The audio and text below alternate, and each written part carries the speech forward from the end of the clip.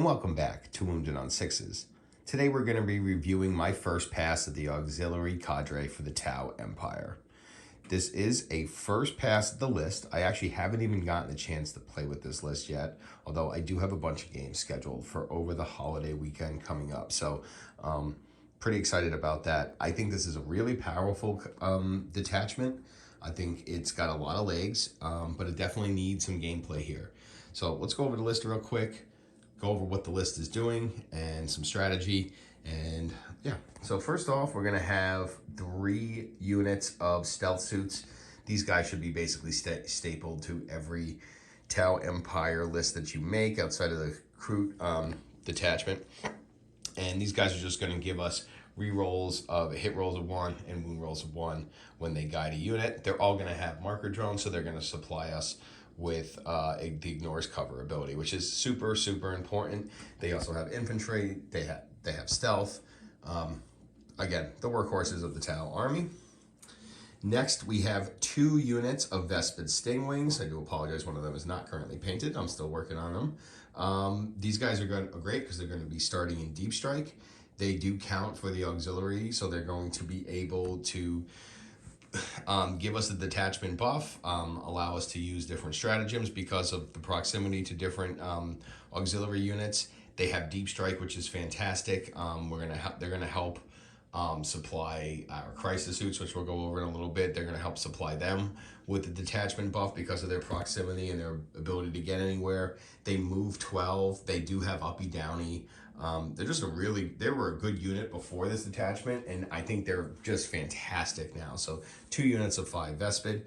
We do have 1 Ethereal here. This Ethereal is going to have the inspired leader stratagem. So that's gonna allow us to pick a Kraut unit within 12, and that unit will get +1 OC and +1 to its leadership. So pretty good there because it's gonna be, and it's also gonna allow us to generate CP with a roll every turn. So don't normally bring the Ethereal, but I think they work pretty well in this detachment because we're kind of just looking for something to hang out on an objective, pass along some buffs, and get generated some CP because we have some really good stratagems in this detachment. Next, we have 2 units of Kraut Rampagers. These guys are fantastic. I've been trying to make these guys work, and I think this is finally the detachment to make them work. 2 units of 3, 95 points. We do have a stratagem where we can advance and charge, and we're going to use that on these guys a lot because they only move 8 inches, so the ability to advance them and then get a charge roll on them is going to be fantastic. Because we're going to get the buff off that we're going to get +1 AP to all the Tau weapons that attack units that are within 9 of them, so they're going to be able to get up into the board. But then they also have the line breaker ability, so they're going to do mortals on the charge as well. So this unit will be passing out a lot of damage, whether it's from itself or from the Tau units that are getting the buff because of its proximity. The ability to advance and charge these guys is going to be so key because now they're not really hindered by their 8-inch movement. We can get them up into the opponent's face. We can use them to trade really well. We could use them to screen really well. And they're also going to provide the buff for all the units that can see the units that they can see. So this is the detachment for Kraut Rampagers. I'm really excited to get these on the board and see how they act. Just because of the stratagem play in this detachment as well. We can use a CP to auto advance them 6. So now we're going a total of 14 inches with them and then another CP to charge. We can also give them +1 AP in the fight phase if we need to. So, I mean, again, takes a lot of CP, but we can really get a lot of damage out of these guys, not only from their attacks, but from the attacks our Tau units will make on the units they're close to. So then we have 2 units of Kraut Carnivores, 10 men in each unit. And while the Kraut Carnivores are decent, they have a 7-inch move, a 7-inch scout. You can use them as great screeners.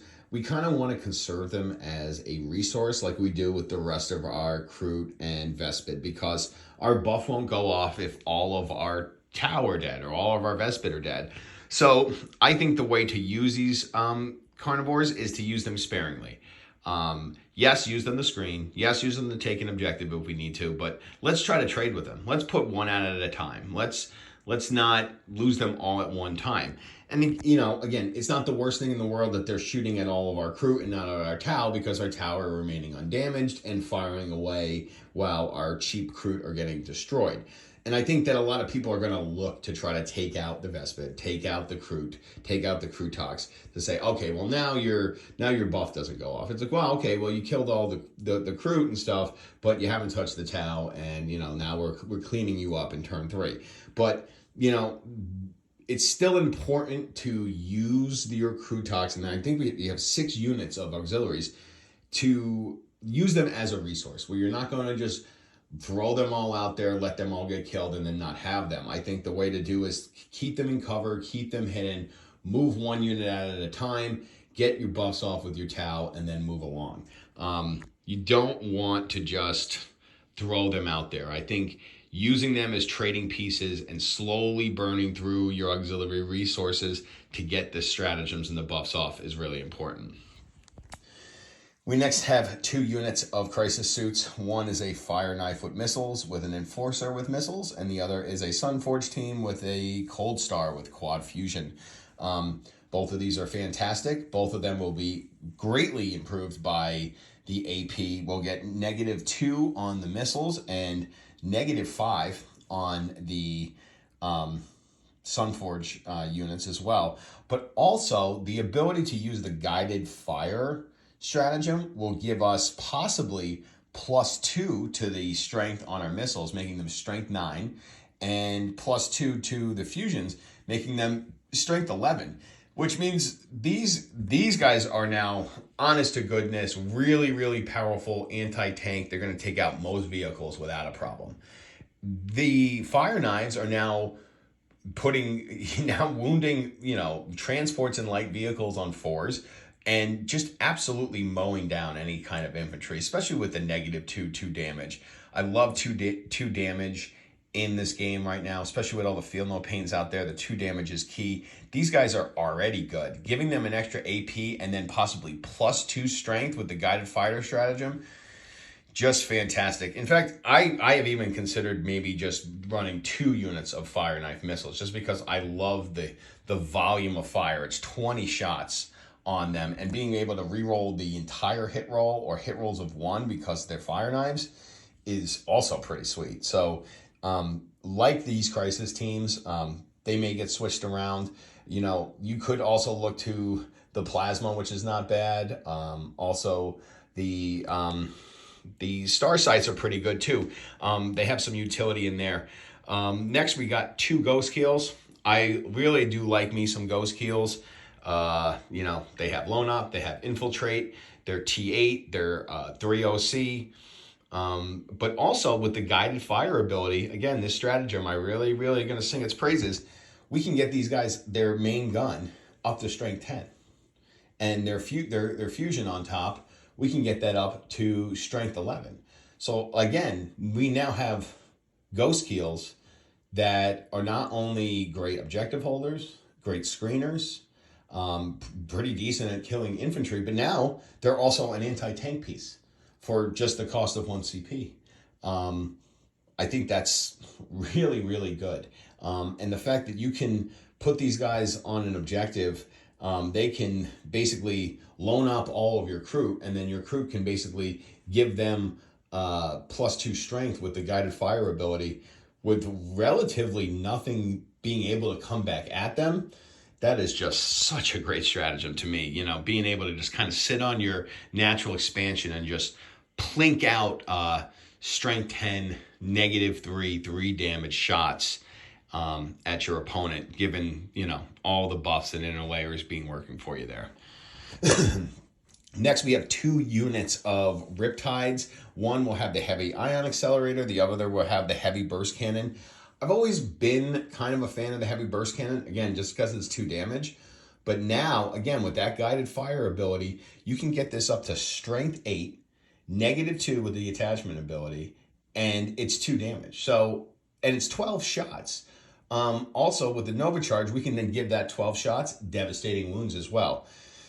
This is really, really good. And I think that if you're going to bring a heavy burst cannon in any detachment, this is the one to bring it in because you can really get that up. Same thing with the heavy ion accelerator. With the guided fire, we can get it up to strength 10, which is really, really key. Also with the +1 AP, we're now looking at a -4 damage weapon. Super, super good. Both of them will have the the twin fusion blaster. So again, another anti-tank weapon stapled to them because again, the guided fire ability works on all of the weapons. So it's really good on the Tau weapon systems where you might have multiples, kind of like the Ghost Keels and the Riptides do.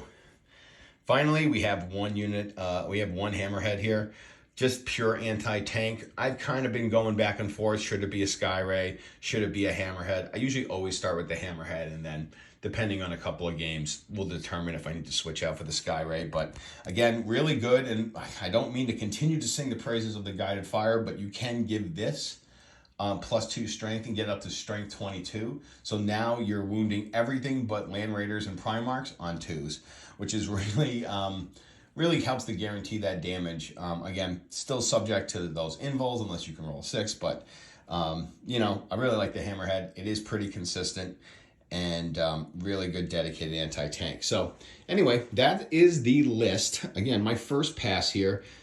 Couple things that I'd like to see maybe added. I don't have any Kraut Shapers, so I'd like to get some Kraut Shapers in there. I also really kind of like the idea of Kraut Hounds, particularly with the Inspired Leader ability here on the Ethereal, because he can give them +1 OC, making them pretty decent objective holders, but also they're there to kind of, you know, 40 points to give me the ability to get +2 strength on Tau weapons that are within 9 inches of them with the guided fire ability. So I really like that. I think that's a great idea. Definitely got to work on this list a little bit more. Going to have a couple of games coming up, so I'll let you know how they went. So why don't you go ahead and let me know what you think about this video. Have you played any games with the Auxiliary Cadre? What would you run? Changes you would make? And go ahead and like and subscribe if you haven't, because we're going to have more videos coming out, everybody. So thanks for coming back to Wounded on Sixes.